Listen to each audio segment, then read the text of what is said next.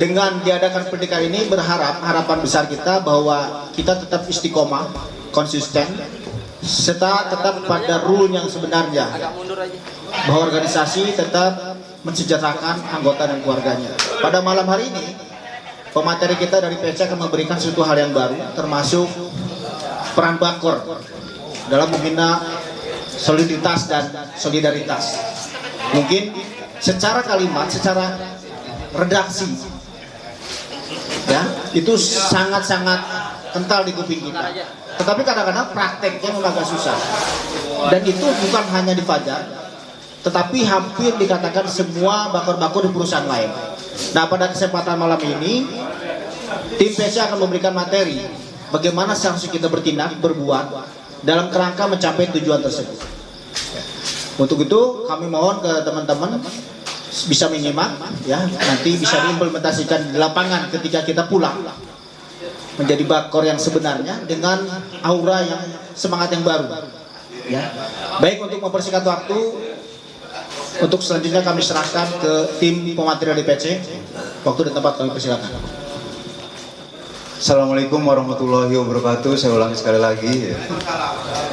Jadi gini kawan-kawan semua, bahwa yang pertama tentu kita wajib mengucapkan puja dan puji syukur kehadirat Allah Subhanahu wa Ta'ala, karena hari ini insya Allah semua dari kita tentu masih bisa berkumpul dalam keadaan sehat walafiat.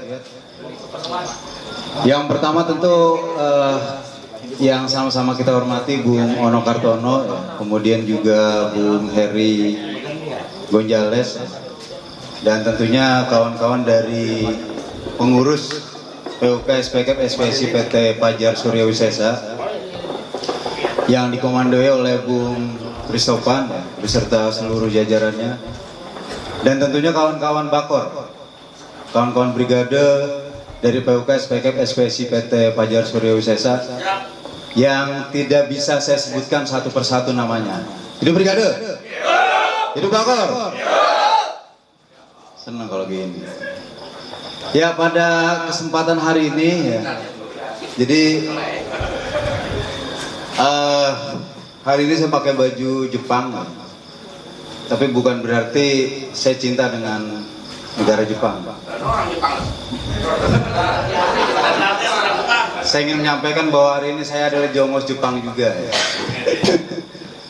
Ya, pada kesempatan kali ini kita akan coba berbagi sebuah materi, berbagi ilmu yang memang biasanya kita sampaikan pada saat pendidikan-pendidikan di tingkat bakor. Jadi judulnya peran bakor dalam membangun soliditas dan solidaritas. Bung Heri bisa naik saya. Jadi ada satu pertanyaan mendasar kawan-kawan semua. Siapa yang menggerakkan gelombang penolakan Undang-Undang Cipta Kerja? Satu. Yang kedua, siapa yang menggerakkan massa dalam jumlah besar dan terorganisir? Yang ketiga, siapa yang mampu membuat publik menyadari ada masalah besar dalam Undang-Undang Cipta Kerja? Dan siapakah yang menggerakkan akademisi melakukan kajian kritis terhadap RUU Cipta Kerja? Serta siapakah yang menginspirasi gerakan masyarakat sipil menolak RUU Cipta Kerja? Ada yang tahu jawabannya? Ada yang tahu?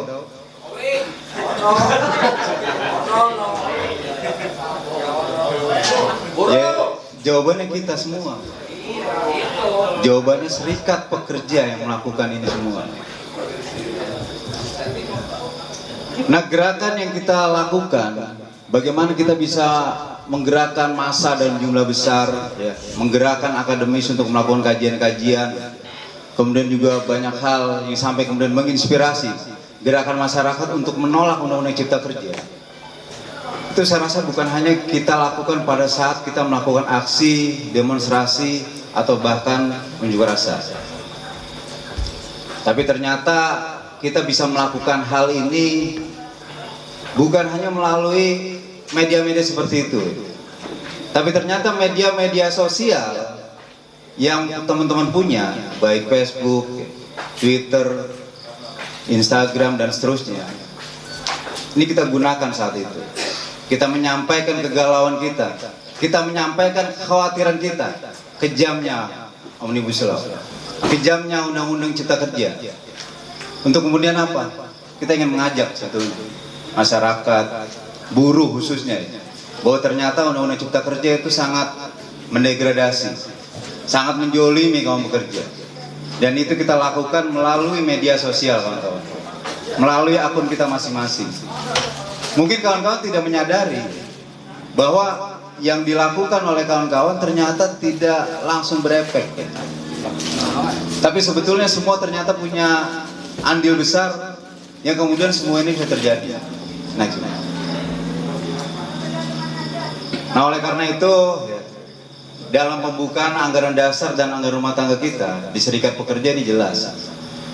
Jadi mulai dari cita-cita proklamasi kemerdekaan berdasarkan Pancasila dan Undang-Undang Dasar 1945, bagaimana membentuk masyarakat yang adil dan makmur. Dengan apa khususnya? Ternyata dengan melakukan hubungan industrial yang harmonis, dinamis, dan berkeadilan. Dengan apa Serikat Pekerja melakukan tugasnya? Dan tujuan apa Serikat Pekerja melakukan hubungan industrial yang dinamis, harmonis, dan berkeadilan? Untuk melakukan perlindungan, pembelaan, dan memperjuangkan hak-hak dan kepentingan pekerja. Demi terwujudnya pekerja Indonesia dan keluarga yang adil, sejahtera, dan bermartabat. Dan ternyata perwujudan cita-cita nasional dalam hubungan industrial dengan 6 agenda penguatan ini, salah satunya adalah penguatan teknologi informasi serta propaganda positif, kawan-kawan. Next, Bu. Ya, ini ada beberapa program dari pimpinan cabang yang tentu menjadi program perjuangan secara nasional. Yang pertama, kita melaksanakan sebuah propaganda dengan tujuan yang jelas, mulai dari isi, proses, penerima, media publikasi, dan propaganda perjuangan secara nasional. Yang kedua, mengusulkan tema dan saran publikasi dan propaganda perjuangan nasional kepada pimpinan pusat. Yang selanjutnya, mendistribusikan materi publikasi dan propaganda perjuangan nasional kepada PUK, SPK, SPSI, yang kemudian harus disampaikan umpan balik kepada PP, SPK, SPSI. Jadi kita menyampaikan satu rencana, satu kegiatan terkait dengan propaganda. Di sana berisi tema, kemudian distribusi publikasi, yang kemudian nanti kita mendapatkan umpan balik dari pimpinan pusat. Apakah yang kita lakukan ini bisa segera disetujui untuk dipublis secara nasional atau tidak? Next, Bu. Lalu bagaimana di tingkat PUK? Ya, jadi tingkat PUK sebetulnya juga tidak terlalu jauh berbeda, teman-teman semua. Artinya isinya sebetulnya mirip, ya.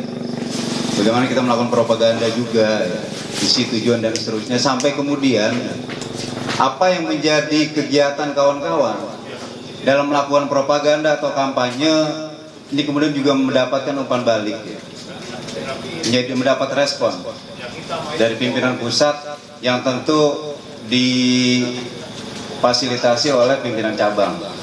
Nah, nanti pimpinan cabang juga akan melanjutkan apakah yang dipublikasikan oleh teman-teman PUK sebagai kontributor sebuah media ini betul-betul memenuhi syarat untuk kemudian dipublikasikan.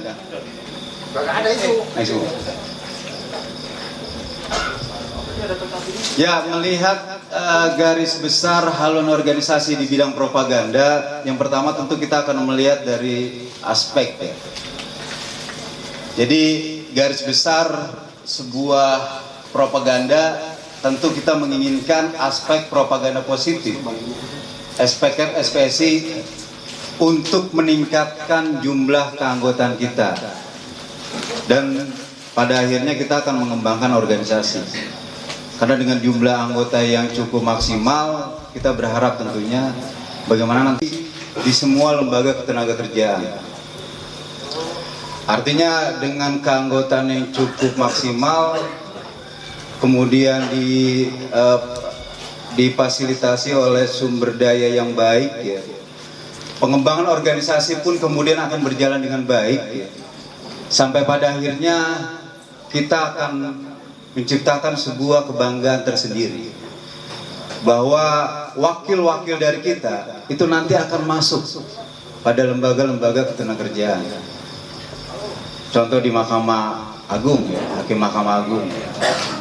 Kemudian juga di Hakim Perselisihan Hubungan Industrial. Itu pasti salah satunya dari kita akan dilibatkan. Ketika kita punya sumber daya manusia yang mumpuni di bidangnya. Next one. Sasaran pencapaian. Jadi kami sangat konsen terkait dengan hal ini, karena memang nama agenda penguatan organisasi ini juga tidak bisa berjalan dengan baik, tidak pernah juga bisa berjalan dengan maksimal ketika tidak dibiayai, ya, tidak ada anggaran yang jelas dari masing-masing organisasi.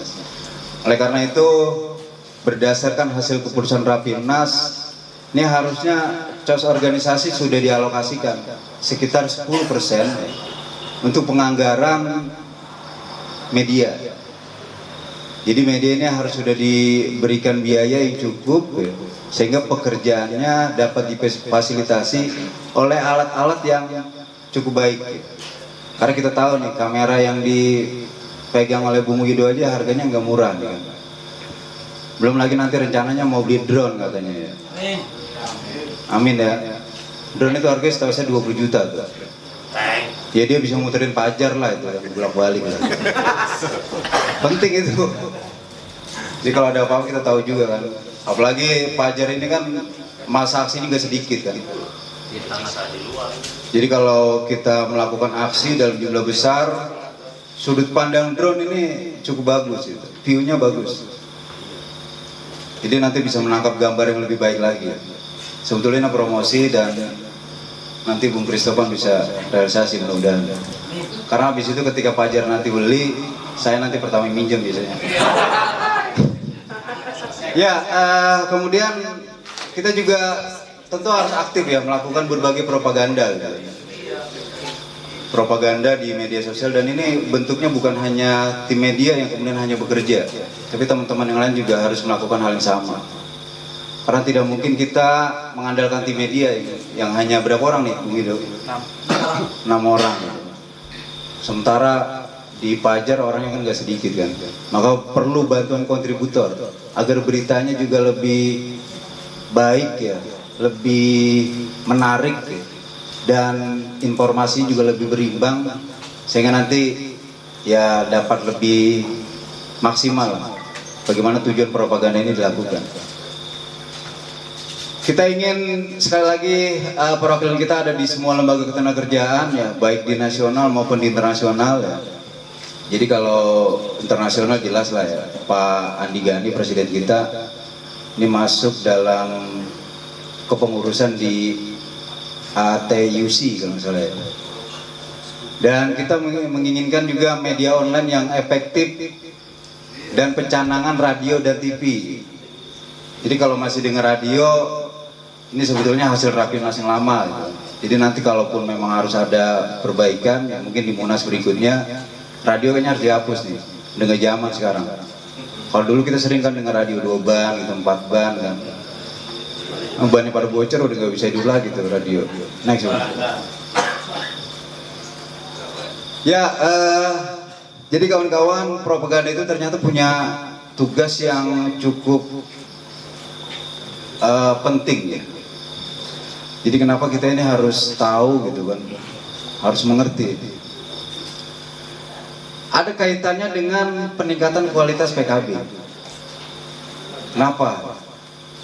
Karena propaganda yang baik tentu nanti bisa menggalang dukungan ya, dari teman-teman, kemudian bisa membuat opini-opini baru, agar bagaimana nanti dorongan, aksi, atau perusahaan yang membaca apa yang menjadi propaganda kita ini juga nanti bisa lebih mengerti, dan kita menginginkan apa yang kita inginkan dalam perjanjian kerja bersama kita yang mudah-mudahan ke depan akan lebih baik. Yang kedua, tentu ini menjadi bagian dari kampanye kita untuk berserikat, kampanye kita sebagai bagian dari organisasi, dan tentu ini menjadi program kerja bidang propaganda. Artinya ini bukan hanya pekerjaan di bidang propaganda ya, tapi teman-teman lain juga sekali lagi juga harus dilibatkan. Next one. Jadi kalau ngomong definisi propaganda kawan-kawan semua ya, serangkaian usaha dan tindakan komunikasi yang terencana untuk mendapatkan dukungan dari sejumlah besar halayak yang dilakukan oleh seseorang atau sekelompok orang secara terorganisir dalam suatu proses pengambilan keputusan dan dilakukan secara berkelanjutan dalam kurun waktu tertentu. Jadi kalau misalnya kita berunding upah, maka secara otomatis seharusnya semua bergerak. Bagaimana bisa terus menyuarakan aspirasi kita, menyuarakan keinginan kita. Bagaimana kalau kita ada keinginan untuk naik upah ya lebih baik. Dan tentu kan itu ada durasinya. Jadi kalau upahnya selesai ya berarti clear, durasi sama-sama. Begitu juga dengan PKB, mungkin juga nanti perundingan bonus ya. Ini juga menjadi tanggung jawab kita bersama sebetulnya. Jadi nggak bisa semuanya ini ditimpahkan atau dibebankan kepada tim media. Next one. Jadi ada beberapa hal yang mungkin kita akan coba sedikit sampaikan mengenai flowchart bagaimana memahami peran fungsi propaganda dalam serikat pekerja. Jadi sebuah informasi itu, sebuah kampanye, sebuah propaganda baru bisa dilakukan. Yang pertama ketika kita mendapatkan sebuah informasi, lakukan pengolahan data dan fakta yang mudah dipahami. Jadi data ada semua tuh ya. Kemudian dilanjutkan dengan proses komunikasi ya. Proses untuk penyampaian informasi berupa ide, pesan, dan gagasan. Jadi dari informasi yang ada kemudian ini diolah untuk menjadi sebuah pesan yang perlu kita sampaikan dalam media-media sosial yang kita miliki.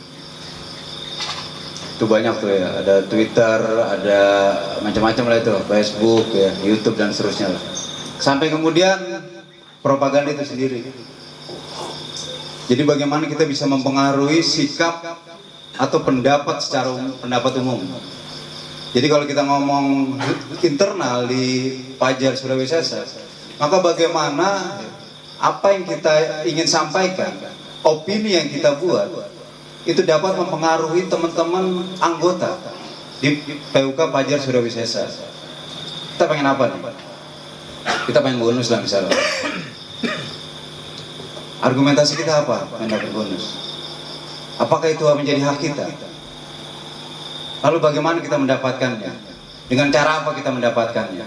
Nah ini harus disampaikan dan dipublis secara masif sehingga teman-teman yang sekitar 70 orang saat ini Bakor Brigade plus tim media ini akan lebih maksimal nanti menularkan apa yang menjadi opini kawan-kawan semua, sehingga harapan besar tentu opini ini terus berkembang.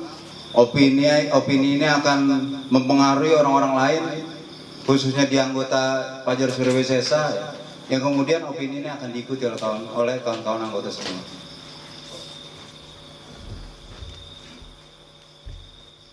Next one.